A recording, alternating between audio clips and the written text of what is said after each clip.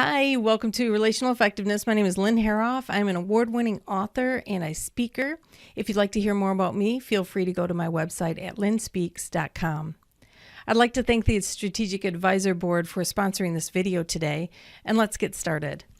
So this is relational effectiveness. The idea is to talk about different topics that can help our relationships to work more effectively. Whether we're a boss or a parent, a spouse, there are ways that we can work and understand each other better. And to get farther with that, that just sounds like a great goal to me. Today, we are going to start a new series, so to speak. The first 30-some sections have been about the DISC and how it just relates to different people, the strengths and the weaknesses of each one, how they react under stress, how we react, and our communication styles as well. So there's all different kinds of information on the disc. If you'd like to go to the playlist and check out the list of them, feel free. And today, like I said, we're getting started on a new topic. And this one is intuition. It kind of fits with the other ones because different personality styles really function more from an intuitive sense in compared to others. So especially the high D, the dominant category, and the high I, the influence category, they tend to use intuition more. They seem to be, they're moving faster, thinking, and they're making decisions. And they have this kind of extra sense that we're going to talk about today. Now, for someone in the deliberate category, somebody like a high S or a high C, especially high C, can see someone using intuition and think that it may be maybe that they're being impulsive or they're guessing. There's not proof, and that's partly what's in the definition here. So I have a couple definitions of intuition that I want to share with you. This one is from Webster. Intuition, it says, the power or faculty of attaining to direct knowledge or cognition without evident rational thought or inference. Without evident rational thought, are you kidding me? For a high C, it'd be like, what are you doing? That doesn't make sense. So I don't think it's not that I think anybody can have intuition. I think that there's varying degrees, varying levels of use. I also think that people need to learn how to use it. There's also finding out that that's one of the things that you're moving from and that you have. So there's like a growth process when we find that we have skills such as being an intuitive person, that there's going to be ways that you'll need to learn to use it, learn to what it is, what's happening.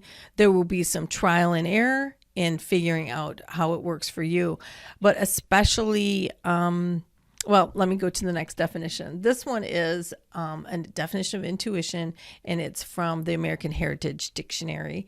It says the faculty of knowing or understanding something without reasoning or proof. An impression or insight gained by the use of this faculty, a looking on, a sight, or a view. And the other definition, I didn't complete it with the Webster Dictionary. Another definition they had is immediate apprehension or cognition, and knowledge or conviction gained by intuition was also part of it, and quick and ready insight.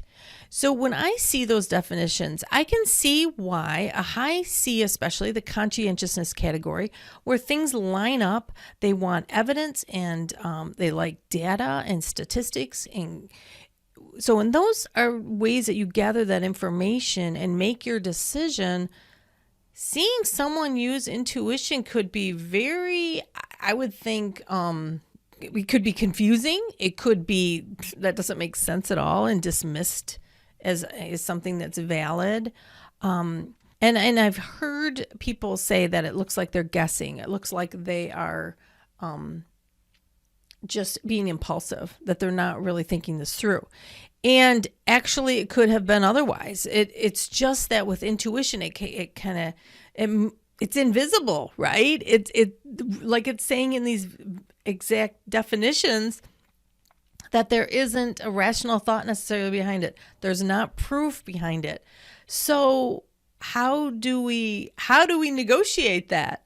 If you're high C, tell me in the comments, how do you negotiate when you've observed people having intuition or using their intuition? And like I said, that there is a trial and error about it. And so that's putting out there some risk and some possibilities that aren't exact or aren't necessarily the way they thought they should be. So what are your thoughts about intuition? Has it kind of stumped you up? Have you had to learn some different things about it? I know that as people learn about it, they can tend to dismiss it because they don't have that proof. They have this feeling or knowing, but without the proof, and they're just learning about it. I've seen many people say, I'm probably wrong. I'm just thinking ... and they fill in the blank with that. And later they were like, oh my gosh, I was right on.